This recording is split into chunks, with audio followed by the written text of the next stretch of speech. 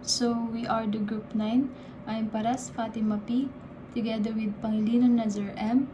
Today we will discuss about the traffic management and road safety laws, principles of driving, right-of-way, parking rules, plus 4 major laws, R8 10586, RA 10913, RA 10666, and RA 11226.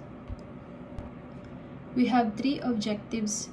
Number 1 is define the principles of driving, right-of-way, and parking.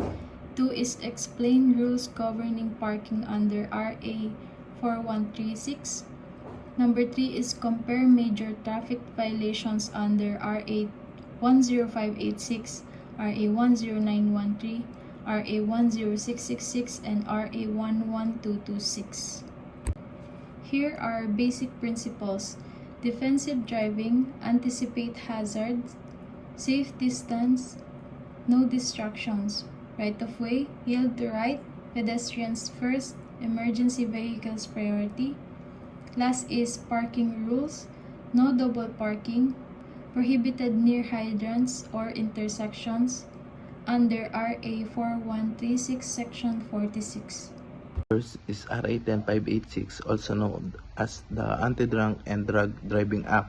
This law prohibits driver from operation a vehicle under the influence of alcohol or drugs. The reason is simple. Kapag lasing ang driver, bumabagal ang reaction time at nagiging delikado sa daan. That's why instinct penalties are imposed, especially if there injury or death. Ito yung mga penalty. Non-injury, 20k to 80k fine plus 3 months imprisonment. Second, be injury or death, 100,000 to 500,000 plus imprisonment plus license. Second is RA 10913 or the Anti-Distracted Driving Act.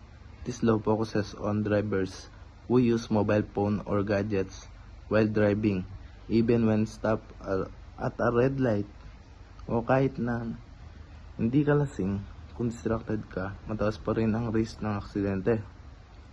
May penalty din yan. Penalty, 5,000 per offense to 15,000 plus license suspension third offense. So next is number 3, RA 10666, Child Motorcycle Safety. Violation, motorcycle driver carrying small children as passengers. Prohibited, children below 18 years old who cannot reach foot peg, wrap arms around driver, wear helmet. Penalty, 3,000 pesos first offense, up to 10,000 pesos third offense, plus license revocation. Last is number 4, RA 11226, Seatbelts Act. Violation, non-use of seatbelts for driver and front seat passengers. Penalty, 1,000 pesos up to 5,000 pesos plus seminar for third offense. This slide shows the comparison of major traffic laws based on their focus violation and penalties.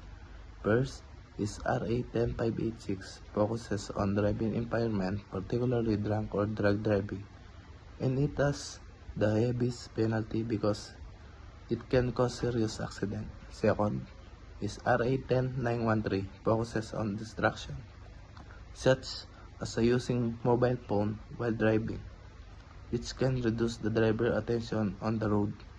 Third is RA 10666, focuses on child safety on the motor vehicle, preventing unsafe transport of children. Lastly is RA 11226, focuses on occupant safety, requiring the use of seatbelt and children restraints.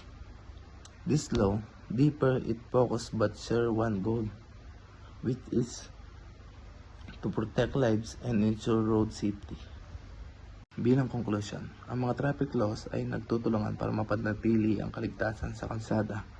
Ang right of way ay nakakatulong maiwasan ang banggaan. Ang parking rules ay nagpapanatili na maayos ang daloy ng trapiko. At ang special law ay tumutugon sa mga modernong panganib tulad ng distracted driving. Bilang mga future criminologists, mahalaga ang pagpapatupad ng batas at edukasyon sa publiko para mapababa ang aksidente sa kalsada. At tandaan natin, road safety is no accident. Ibig sabihin, kailangan itong pagtrabahuan at pagtuunan ng pansin.